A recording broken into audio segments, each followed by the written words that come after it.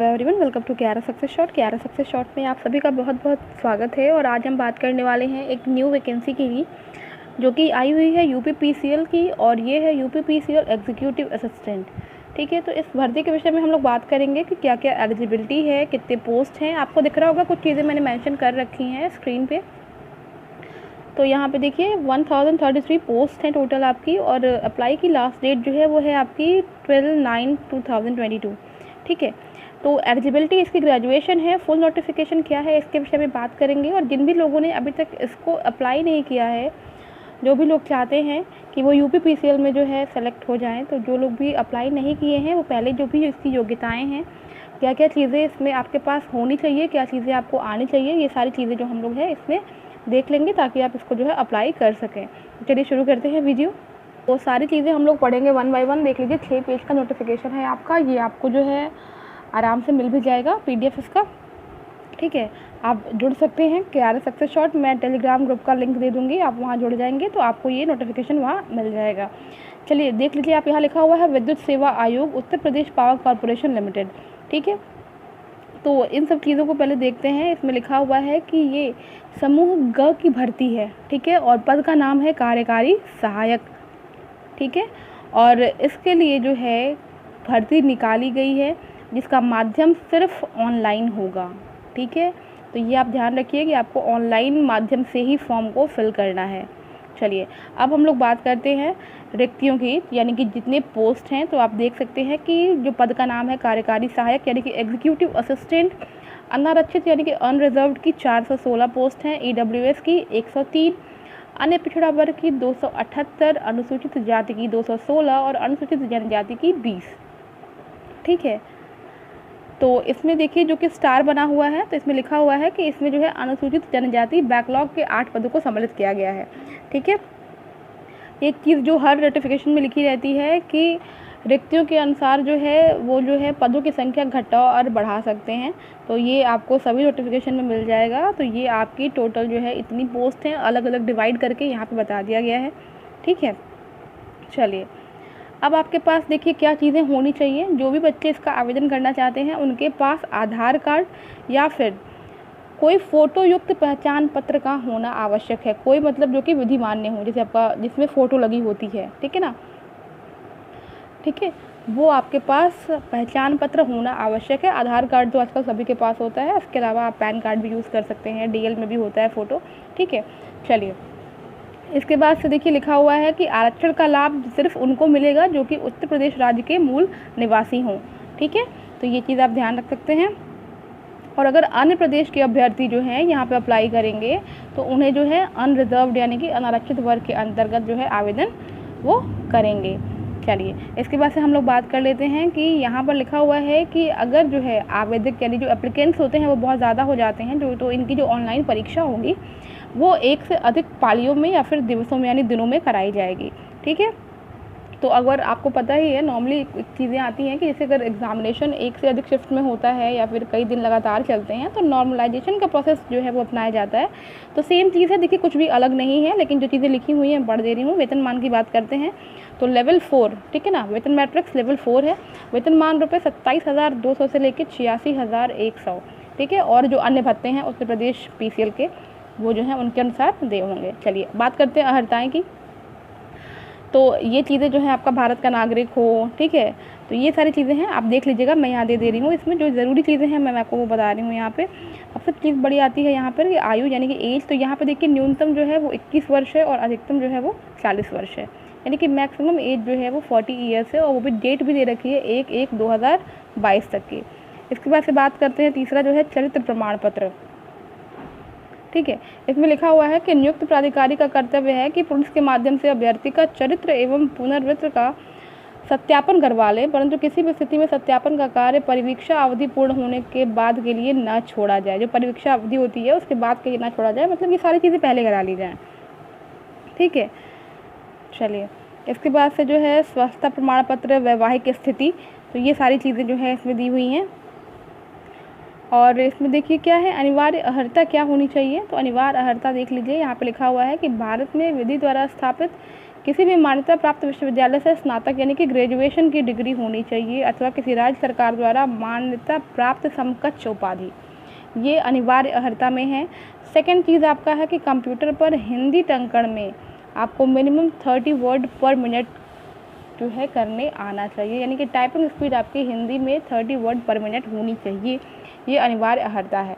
ठीक है, तो अगर आपको टाइपिंग नहीं आती है तो आप टाइपिंग सीख लीजिए, फॉर्म अप्लाई कर दीजिए, टाइपिंग जो है अपना सीखते रहिए, इसमें कोई दिक्कत नहीं है। ठीक है, वो चीज़ें आपकी जो है समय आने तक जो है मैनेज हो जाएंगी। चलिए बात करते हैं चयन प्रक्रिया की। तो लिखित और दक्षता परीक्षा दिया हुआ है यहाँ पे। ठीक है, तो लिखित परीक्षा और टंकण के आधार पर जो है चयन होगा यहाँ पर, और लिखा हुआ है कि सीबीटी प्रश्न पत्र के 2 भाग होंगे। ठीक है, प्रश्न पत्र हिंदी और इंग्लिश यानी कि दोनों लैंग्वेजेस में जैसे आता है पेपर आपका वैसे ही होगा। तो पहला भाग क्या होगा, इसमें पहले भाग में जो निलिट के जो CCC होता है ना, उसके स्तर का जो है कंप्यूटर से संबंधित एक क्वेश्चन पेपर आएगा, जिसमें 50 क्वेश्चन आपको दिए रहेंगे और हर क्वेश्चन आपका 1 नंबर का होगा। ठीक है, 50 अंक का पेपर होगा, और अगर आपका कोई क्वेश्चन गलत हो जाता है तो उसके लिए आपका 0.25 यानी 1/4 नंबर जो है वो काट लिया जाएगा। तो ये चीज़ ध्यान रखिएगा। पहला भाग जो कंप्यूटर से संबंधित है, इसमें आपको कम से कम 20 मार्क्स लाना अनिवार्य होगा। ठीक है, अगर आप 20 मार्क्स पहले पेपर में लाएंगे तभी आपका दूसरा जो पेपर होगा, यानी कि जो दूसरी आपकी जो है टेस्ट होगी वो कॉपी चेक होगी, अन्यथा आपकी कॉपी नहीं चेक की जाएगी। तो ये चीज़ ध्यान रखिएगा। कंप्यूटर में आपको जो है पहले पेपर में आपको 20 नंबर लाना अनिवार्य है।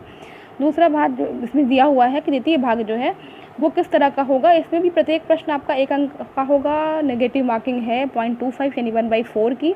इसमें क्या क्या होंगे, सामान्य अध्ययन 25 नंबर का।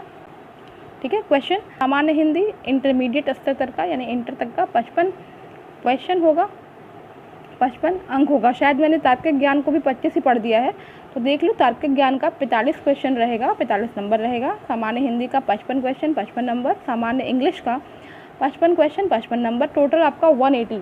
ठीक है, 180 क्वेश्चन 180 मार्क्स के रहेंगे। अब आती है बात तीसरा भाग जो है आपका, तो ये आपका जो है टंकण वाली बात है। इसमें तो मेरिट के आधार पर हिंदी व अंग्रेजी टंकण परीक्षा हेतु आमंत्रित किए जाने वाले अभ्यर्थियों की संख्या का निर्धारण जो है आयोग के द्वारा किया जाएगा। ठीक है, और इसमें ये भी लिखा हुआ है कि किसी भी परिस्थितियों में जितने अभ्यर्थी जो है फॉर्म फिल करेंगे ना, उनके अभ्यर्थियों की संख्या जो है, जितनी पोस्ट हैं आपके, उनके 3 टाइम्स से कम नहीं होगी। उससे अधिक हो सकती है, 3 टाइम्स हो सकती है, लेकिन उससे कम नहीं होगी। ठीक है, अब आपको जो है इंग्लिश और हिंदी टाइपिंग के लिए इसमें दिया हुआ है कि 5 मिनट की परीक्षा में प्रतिभाग लेना होगा। ठीक है, इसके आधार पर जो है निर्धारण किया जाएगा। हिंदी के लिए आप देख सकते हैं कृतिदेव 010 या फिर 016 फॉन्ट में ली जाएगी, कृतिदेव ही ली जाएगी, ये ध्यान रखिएगा। चयन हेतु हिंदी टंकण में आपको 30 वर्ड पर मिनट का गति देना ही होगा। ठीक है, अन्यथा आप बाहर हो जाएंगे। और इसके बाद से टंकण के लिए 20 मार्क्स निर्धारित होंगे। ठीक है, अब ये 20 नंबर उन्हीं अभ्यर्थियों को दिए जाएंगे जो हिंदी में न्यूनतम 30 वर्ड पर मिनट का स्पीड दे पाएंगे वहाँ पे। ठीक है, और इसके साथ देखो ये चीज़ और मेंशन की हुई है कि इंग्लिश जो टाइपिंग होती है इसमें 35 वर्ड पर मिनट की गति उनको देनी होगी। ठीक है, नहीं तो आपको कोई भी नंबर नहीं दिया जाएगा। तो ये चीज़ें अर्हताएँ हैं, ये आप देख लें, बहुत ज़रूरी हैं ये चीज़ें। टाइपिंग अगर नहीं आती है तो अब से आप टाइपिंग जो है सीखें, और अगर आपको समझ में नहीं आता है कि टाइपिंग कैसे करना है तो आप कमेंट करके बताइएगा, मैं बताऊँगी किस तरह से आप टाइपिंग कर सकते हैं। ठीक है, चलिए यहाँ पर देखिए कुछ और दिया हुआ है विशेष में। ये चीज़ें तो खैर आपकी सिलेक्शन की बात ही होती है, लेकिन यहाँ दिया है तो मैं पढ़ दे रही हूँ। लिखा हुआ है कि द्वितीय भाग की लिखित परीक्षा है तो निर्धारित जो 180 अंक है, और तृतीय भाग की टंकण परीक्षा है तो निर्धारित 20 अंक का कुल अंक 200 अंकों में प्राप्त हुए अंकों के आधार पर अभ्यर्थियों की अंतिम मेरिट लिस्ट बनाकर चयन की प्रक्रिया संपन्न कराई जाएगी। ठीक है, तो ये सब तो बात की बातें हैं। ठीक है, तो ये सब चीज़ें आप देख लीजिएगा, और बाकी इसका डिटेल जो एडवर्टीज़मेंट है वो आपको मैं टेलीग्राम ग्रुप दे दूँगी, वहाँ पर इसका एडवर्टीज़मेंट मैं दे दूँगी, वहाँ से आप देख सकते हैं आराम से। ठीक है, और ये चीज़ें मैं धीरे धीरे स्क्रॉल भी कर दे रही हूँ, आप देख सकते हैं। आयु में छूट भी है, यहाँ से आप देख सकते हैं। ठीक है, आरक्षण के संबंध में भी चीज़ें दी हुई हैं। तो ये सारी चीज़ें जो बतानी थी, मेन चीज़ें, वो मैंने आपको बता दिया है। अब आती है बात यहाँ पर कि आवेदन शुल्क कितना लगेगा। तो यहाँ देख सकते हैं आप, अनारक्षित श्रेणी के लिए या फिर EWS एवं अन्य पिछड़ा वर्ग, इनके लिए 1180 रुपये है प्रति आवेदन, GST सहित है।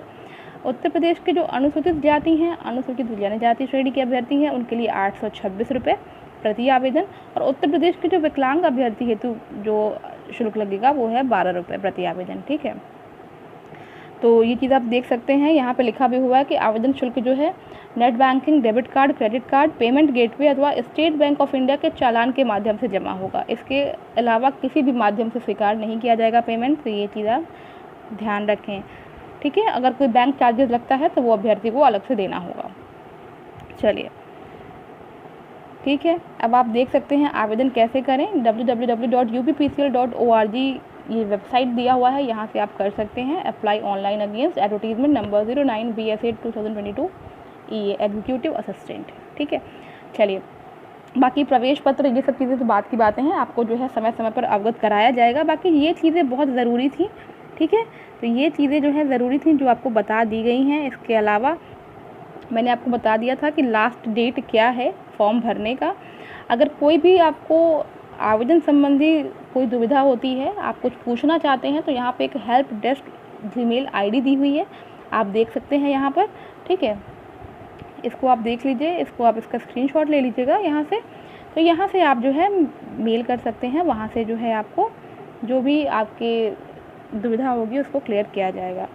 चलिए, परीक्षा स्थान देखिए दिया हुआ है, यथासंभव लखनऊ, मेरठ, कानपुर एवं वाराणसी शहरों में होगी, ठीक है।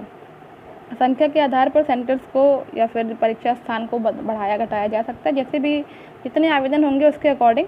अब बात करते हैं कि आवेदन कंप्लीट करने की तिथियां क्या हैं। तो ये आपका देख लीजिए, 19/8/2022 से लेकर 12/9/2022 तक आपको आवेदन करना है।